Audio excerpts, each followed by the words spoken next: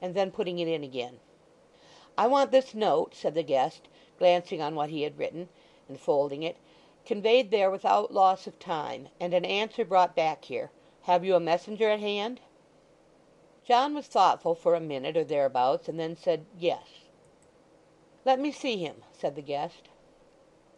This was disconcerting, for Joe being out, and Hugh engaged in rubbing down the chestnut cob, he designed sending on the errand Barnaby, who had just then arrived in one of his rambles, and who, so that he thought himself employed on a grave and serious business, would go anywhere.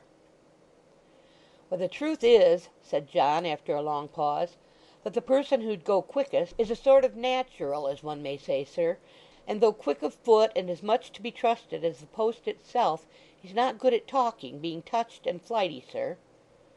"You don't," said the guest, raising his eyes to John's fat face, "you don't mean—what's the fellow's name? You don't mean Barnaby?" "Yes, I do," returned the landlord, his features turning quite expressive with surprise. "How comes he to be here?" inquired the guest, leaning back in his chair, speaking in the bland, even tone from which he never varied, and with the same soft, courteous, never-changing smile upon his face. "I saw him in London last night." "He's for ever here 1 hour and there the next," returned old John, after the usual pause to get the question in his mind. "Sometimes he walks and sometimes runs. He's known along the road by everybody, and sometimes comes here in a cart or chaise, and sometimes riding double. He comes and goes through wind, rain, snow, and hail, and on the darkest nights. Nothing hurts him." "He goes often to the Warren, does he not?" said the guest carelessly. "I seem to remember his mother telling me something to that effect yesterday, but I was not attending to the good woman much." "You're right, sir," John made answer. "He does. His father, sir, was murdered in that house." "So I have heard," returned the guest, taking a gold toothpick from his pocket with the same sweet smile. "A very disagreeable circumstance for the family." "Very," said John, with a puzzled look, as if it occurred to him, dimly and afar off, that this might by possibility be a cool way of treating the subject. "All the circumstances after a murder," said the guest, soliloquizing, "must be dreadfully unpleasant. So much bustle and disturbance, no repose, a constant dwelling upon one subject, and the running in and out and up and down stairs, intolerable. I wouldn't have such a thing happen to anybody I was nearly interested in on any account. 'Twould be enough to wear one's life out. You were going to say, friend?" he added, turning to John again. "Only that Mrs. Rudge lives on a little pension from the family, and that Barnaby's as free of the house as any cat or dog about it," answered John. "Shall he do your errand, sir?" "Oh, yes," replied the guest. "Oh, certainly. Let him do it by all means. Please to bring him here that I may charge him to be quick. If he objects to come you may tell him it's Mr. Chester. He will remember my name, I dare say." John was so very much astonished to find who his visitor was that he could express no astonishment at all by looks or otherwise, but left the room as if he were in the most placid and imperturbable of all possible conditions.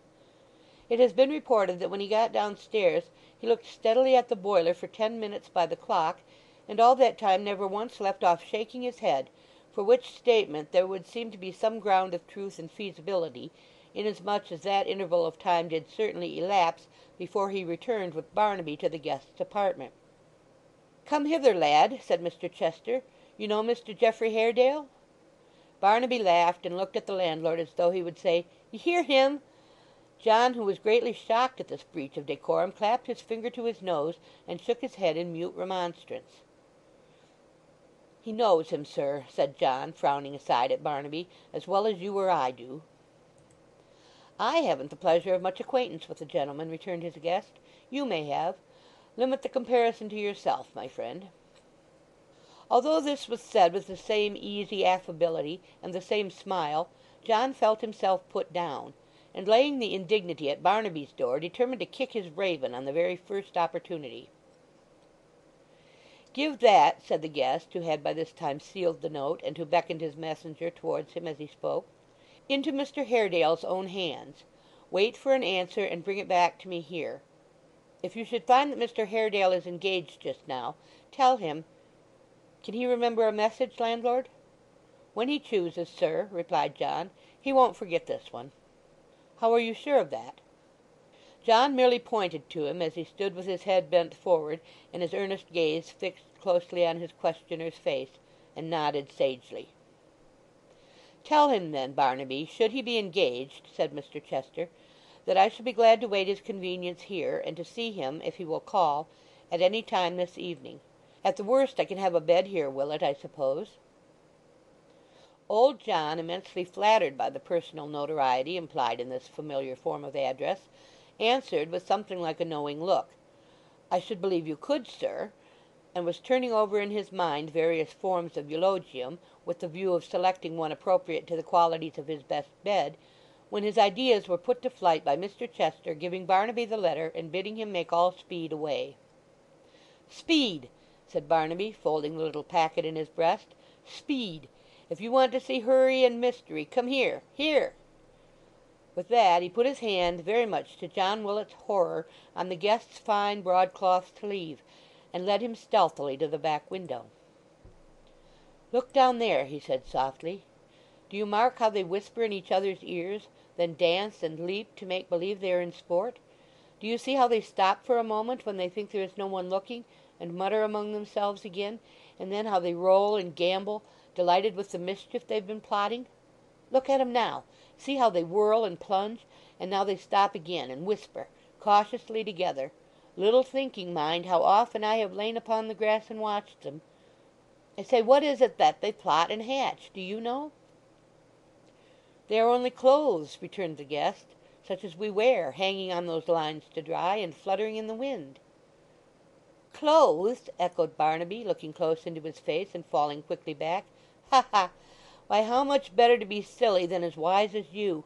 You don't see shadowy people there, like those that live in sleep, not you, nor eyes in the knotted panes of glass, nor swift ghosts when it blows hard, nor do you hear voices in the air, nor see men stalking in the sky, not you. I lead a merrier life than you, with all your cleverness. You're the dull men, we're the bright ones. Ha ha! I'll not change with you, clever as you are, not I." With that he waved his hat above his head and darted off. "A strange creature, upon my word," said the guest, pulling out a handsome box and taking a pinch of snuff. "He wants imagination," said Mr. Willet very slowly, and after a long silence, "that's what he wants. I've tried to instil it into him many and many's the time, but," John added this in confidence, "he ain't made for it, that's the fact." To record that Mr. Chester smiled at John's remark would be little to the purpose, for he preserved the same conciliatory and pleasant look at all times. He drew his chair nearer to the fire, though, as a kind of hint that he would prefer to be alone, and John, having no reasonable excuse for remaining, left him to himself. Very thoughtful old John Willet was while the dinner was preparing, and if his brain were ever less clear at one time than another, it is but reasonable to suppose that he addled it in no slight degree by shaking his head so much that day. That Mr. Chester, between whom and Mr. Haredale, it was notorious to all the neighbourhood, a deep and bitter animosity existed, should come down there for the sole purpose, as it seemed, of seeing him, and should choose the Maypole for their place of meeting, and should send to him express, were stumbling blocks John could not overcome.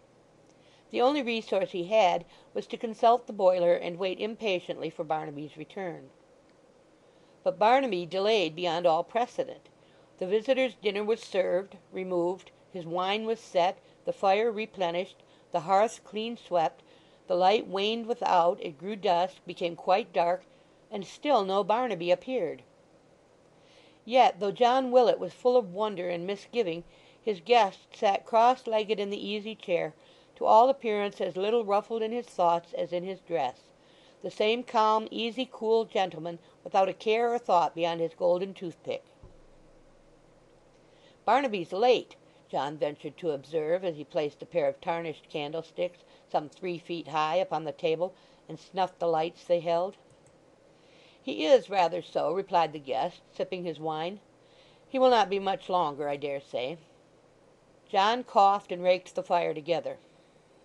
"As your roads bear no very good character, if I may judge from my son's mishap, though," said Mr. Chester, "and as I have no fancy to be knocked on the head, which is not only disconcerting at the moment, but places one besides in a ridiculous position with respect to the people who chance to pick one up,